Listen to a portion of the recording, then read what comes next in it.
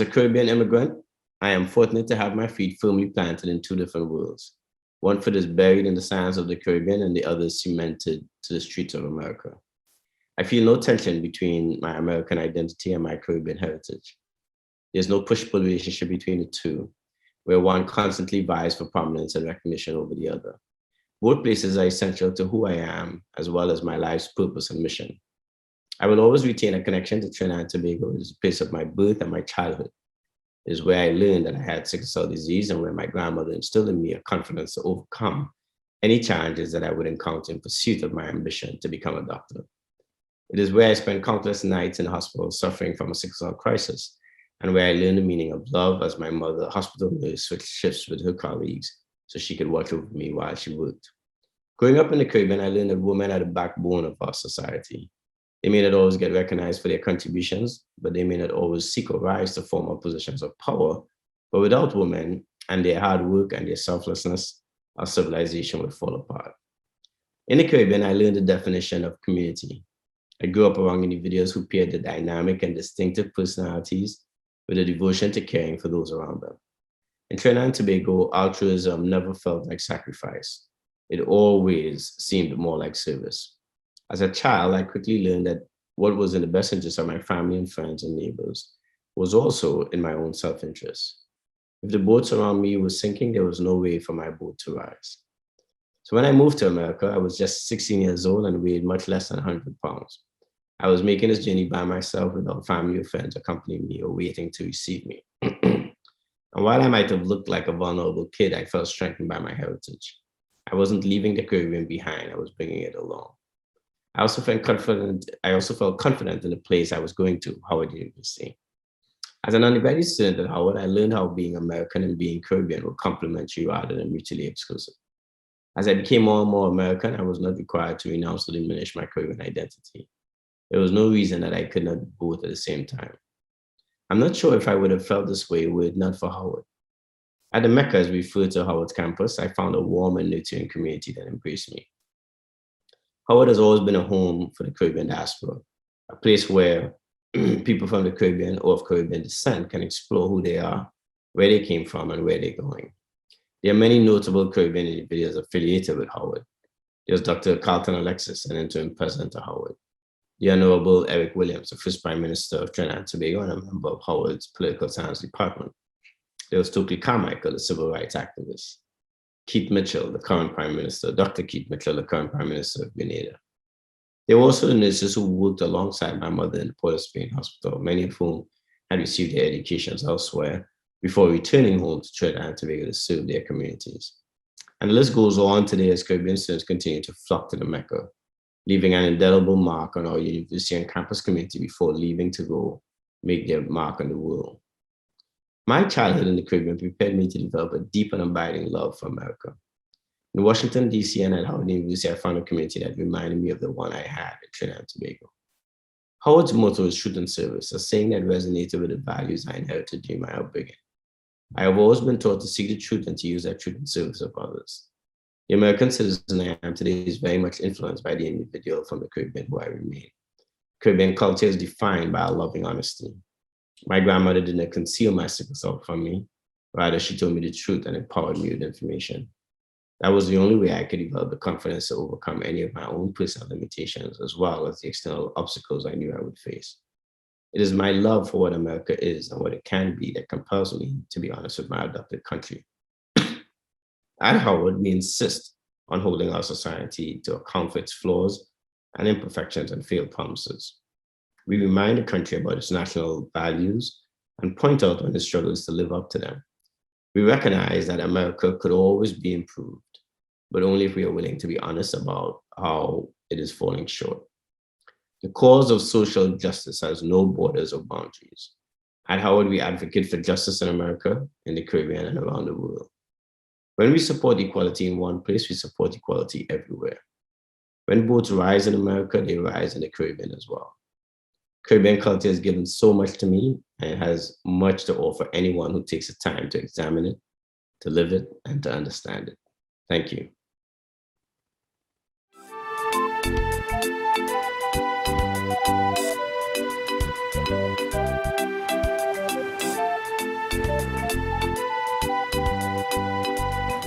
Skiffles started in 1976 in Vista Bella in the city of San Fernando.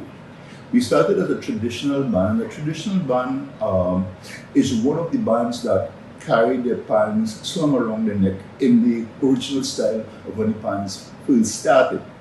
However, we have evolved since because we outgrown ourselves with our ambition, our attitude, and of course, the willingness to go. We were very successful as a pan-American band, a traditional band. We won most of the competitions that we competed in, and we were able to establish ourselves as a force to reckon with.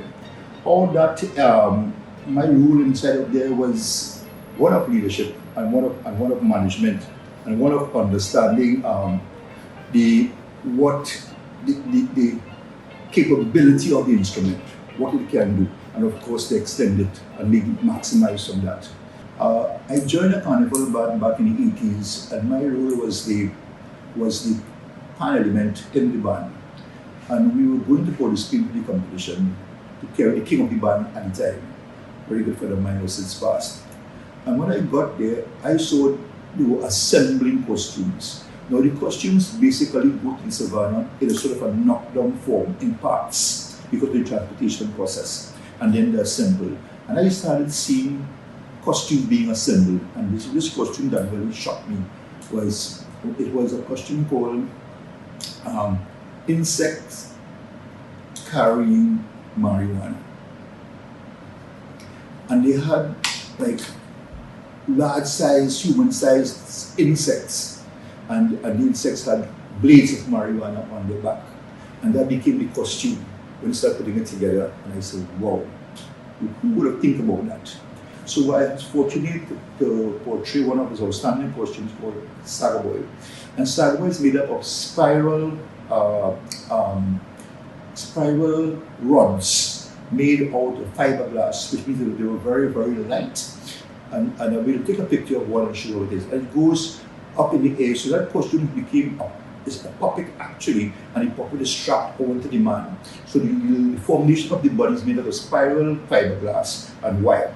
So it's extremely light, and the costume comes above his head, and the arms are attached to your arms, and there are rods holding the arms like this, and the legs similar with the legs. So I can just stand and show you what happens. So when I do this, right, with my leg and my arm, the master does the same thing. So this is the formation. And you get the movement of the body. And it was an amazing costume. I presented forward that costume, and Peter Minshall had done so much to try to do a carnival in terms of exposure of a carnival, and so many other people were able to borrow his ideas. Right? So he was able to use carnival to make an impact on the world. If we've ever seen them so involved with each other. Minshall leads the way in so many aspects of Trinidad Carnival. Beautiful silk material, 100% China silk, and it's really being used to full effect by these two supreme masqueraders. We haven't mentioned the very vibrant colors as well, because you said there about the silk. Tantan's outfit is in fuchsia pink, trimmed with gold, and a bright emerald green scarf. And of course, her escort has a scarf and a tie in those colors, but his suit is pure white silk. And of course, the face of Tantan is unmistakably that of Tantan herself, Alison Brown. These heads were painted actually by Peter Minshall himself.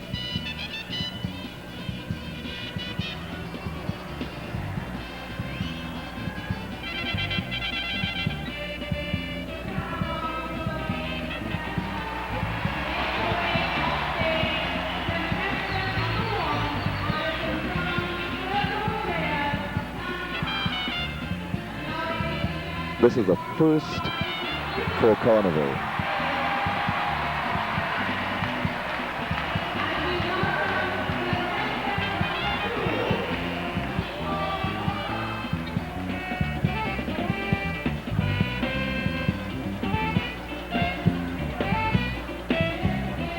Well, I would say this has been a very well rehearsed number done here by Tantan and her escort, as they now make their way off the stage. And we really have to say that contestant number one makes her way off stage.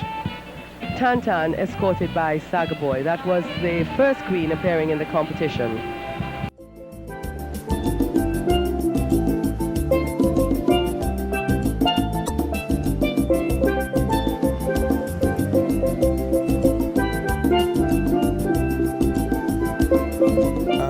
My name is Jack Edma, and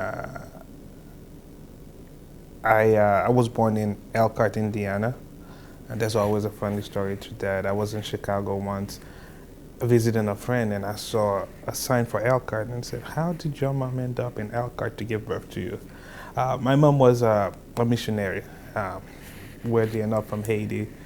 She worked in to raise awareness for the organization that she started. At 21 years old, she decided to rent a house and house different kids that were living in the street, orphan kids, and provided a safe haven, a home for them. So I grew up within that environment there. After my mom passed away, I decided to do something that would honor her. I started a production company named after her, and started doing well, and it took off, and I continued to go from there. And for me, when I go into an event, performing for a crowd, for an audience, I want to be as genuine as possible.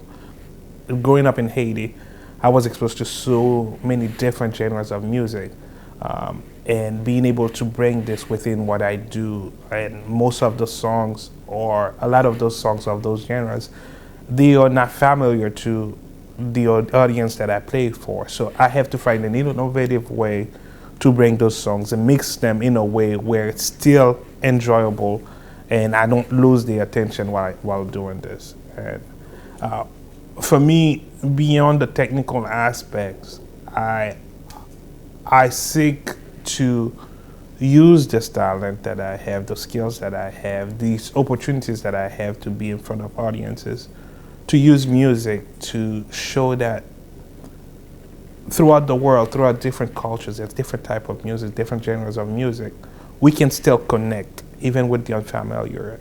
The sounds we can still connect with the different sounds. And I want to use every opportunities that I have to DJ to show that we do have more in common than we have in differences. We have real challenges in Haiti. Poverty is a real challenge. Access to work and food and things like that in many areas. There's a challenge there. The interesting thing is that we have those challenges with people really going to bed hungry. At the same time, we do have a lot more food that we produce. We are working on solutions to get the food from where they're produced to where they need to be throughout the country, set up a distribution pipeline. And also that will solve the issue of the farmers getting a fair return for their time, because if they feel like if they don't have that distribution pipeline, they get to sell it to whoever offering whatever they're offering, and not having the product going to waste in the store. But you know, the needs are there in Haiti, but beyond the poverty, beyond some of the violence, the Haitian people is a very resilient community. It's a nation that really truly enjoys culture, truly enjoys music, and no matter what's happening, if you give them music, it makes the day better. And that beautiful spirit, I pray, I hope that I get to have my hand in helping changing the narrative and providing more opportunities for young people, as well as work and opportunities for a better future.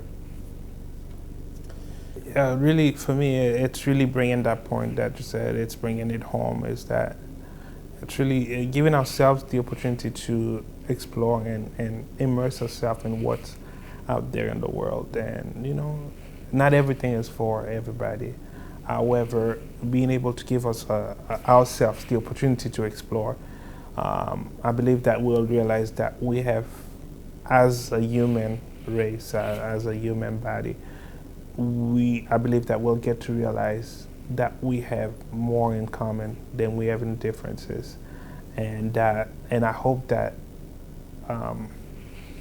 brings about the desire for us to begin to communicate with our neighbors, not just judging from a distance, but really getting to know each other and understanding that we actually share some of the common goals. So we all seek to be loved. We all want to express love, and we can do this in small ways.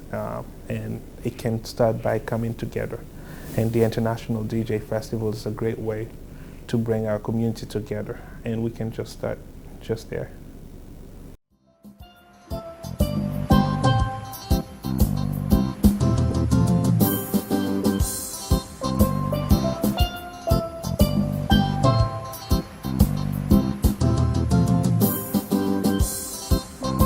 Garlic pork in general has a basic 6 ingredients, which, am I right?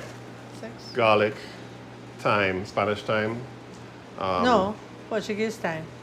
Portuguese thyme. Don't get thyme. Don't get Spanish thyme. thyme Don't is get the thyme. broadleaf thyme. I did not say And they call Spanish Portuguese I said thyme now Portuguese thyme. oregano. It's not oregano, it's Portuguese Not thyme. oregano or No. oregano. Or oregano. None of It's that's nonsense. Portuguese thyme. It's Portuguese thyme. So it's Just Portuguese saying. thyme. Salt, vinegar, pork, chili peppers, and I'm missing one ingredient. You said vinegar?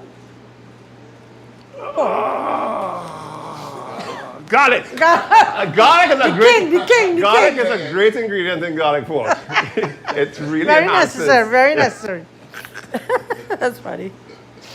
So yeah, so it's 6 ingredients, classic 6 ingredients. And I said some Trinis add a little extra things Yeah, here and there. to do their own thing. Yeah. All right, Mr. Pork, let's go. This is actually some nice belly. Rinse the belly. Nice.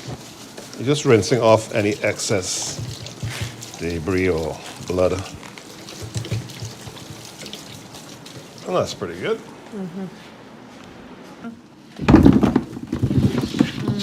Nice. Oh, okay, I never tried that before. What?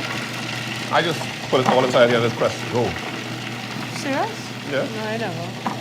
Sorry, I make myself feel it. Look how pretty. Something. Gets pretty. Yeah.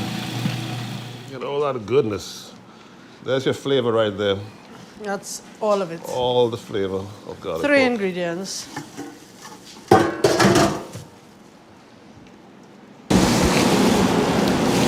All right, so time to make the brine. And the brine starts off with, of course, lots of vinegar. I'll get this.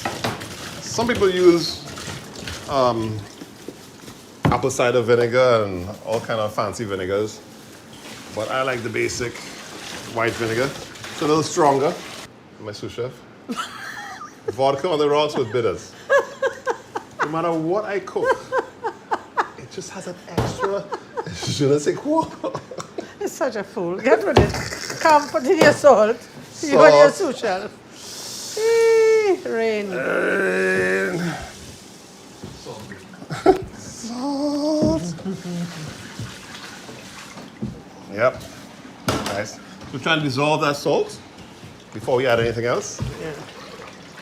All right, let's add our processed trio combination of Portuguese thyme, Garlic.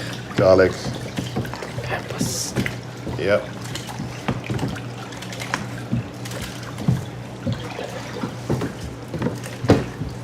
Nice. The extra time. It'll get We don't easy. chinks on these Portuguese thyme. Nope. Let's put plenty time in it. We got plenty time for time. Yep. Some I don't know. Fresh So pepper. how you see DC? You certainly see that pepper. You're crazy it's boy. kinda You thin, are. yes. Yeah. But it looks pretty. You see the difference. You'll see the difference in the meat changing color. It does change color, yeah. Yeah. And that brine, I mean, cooks it. Yeah. We sit and eat breakfast, everybody, the whole family. 20 plenty. Right. We sit together. So And you have the coffee percolator on with the coffee. Coffee and garlic pork. Coffee, garlic pork. Well, you've drunk enough gin and... Well, now they move on. I don't think they drink as much gin now. No, listen, Bonnie boys drink more alcohol and scotch. garlic pork is a Hi, match. darling. A match made in heaven. Gosh, Mommy should have tasted the brine before we put in it down pork. That's all right. Chips. So that's a completed brine, and it's all ready to go. I'm going to leave this for how many days? Or in my case, I think 4 days max because of the size. As I told you earlier on, the size of the meat. 4 days is good for me. Let's just get a final palate test here with my mother, who is the decisive factor. Let me know what you think.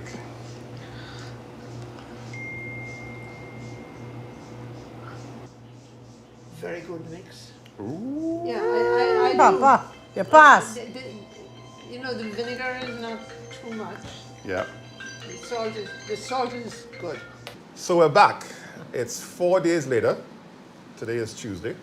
Yes. We did it on a Friday. That's right. 4 days. So we had the pork brining for 4 days. I used 4 days, as I mentioned earlier on in the clip, because of the size of the pieces that I cut. 4 days is enough for me. So the next process now is, what I did here was I took the pork out of the brine. I drained all the vinegar out. We don't need that anymore. That's gone. Gone. Down the drain. But we kept all the good stuff. Well, some. You can't keep all of Yeah, it. some. Yeah. I kept most. So all the peppers, the thyme, the garlic and whatnot, that's essential to keep. So now what we're doing is steaming the pork first. And by steaming, what we do, my friend Rosemary here would guide me as to her method. Yeah. We take the pork and we then put it into this bubbling 1 inch, 1 inch of water. about on the 1 inch pot. layer of Yeah. water Yeah. in the pot. And we fill that pot up, I would say about halfway at least. Cover it down and let it bubble up and steam for 20 probably minutes, 20 minutes. 25 minutes. Next step, we're going to strain out the pork out of the pot. So this pot of pork here is now steamed. And what we're going to do with the rest of this is save this. You don't throw this away because all the fat, as I said earlier on, has been rendered. There you go. And all the rendered fat from the pork is going to settle at the top. And that is now your steamed pork and your rendered fat for the frying and for the bread. So now, Rose, the rendered fat, as you see here, has been settling nicely on the top. So we're going to take some of that fat off here and put some in the pan to fry our pork that has been already steamed. So we're going to just rest the pork in a single layer. You don't want to overcrowd the pan. Now that's perfect there right now. Yeah. You don't want to cook it too much, but you want to get a nice crust. Look at the color of that. And the belly looks very interesting. Nice. There you go. We're almost there with this batch. All right, so now we're on to the Bread. bread. I don't know if all Trinidad or even all Portuguese use No clue. bread with their garlic pork, Can't talk. but it just makes sense to me. Well, we do. And you all do as well, We so, do, I so. I do whatever you all do. So get your favorite bread, preferably hops. Hops. Get your favorite hops. Any hops will do, Yeah. but get a good hops now. Take the hops. Remember the rendered fat has now settled nicely again on the top. I just sort of butter the oil. Yeah. Butter the actually, oil? That hasn't congealed as yet, but Yep. it will eventually. Put the flame on there. I'm going to rest down the hops to get a nice toasting with all the flavor of the garlic pork.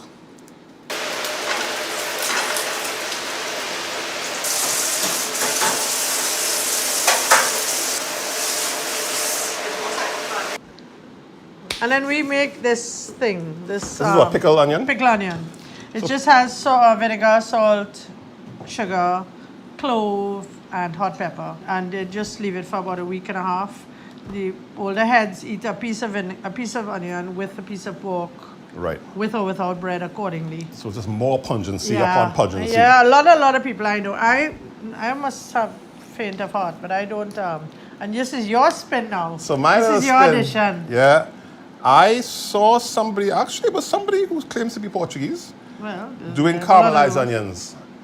And I do like It's the sweet. contrast of the It's sweet sweet. caramelized onions Yeah. against the pungent pork. So you sort of sprinkle some of that over your pork, Yeah. and it's also to die for. So this Yeah. is the meal right here, pretty much. Got your hops, your olive pork, pickled onion, and caramelized onion. Yep. it. That's it, actually. Put a little parsley and ham in that, and you have a lovely brunch. Thank you for joining us. Come with us tomorrow as we journey to Latin America. Don't forget to go to our website at the address on your screen.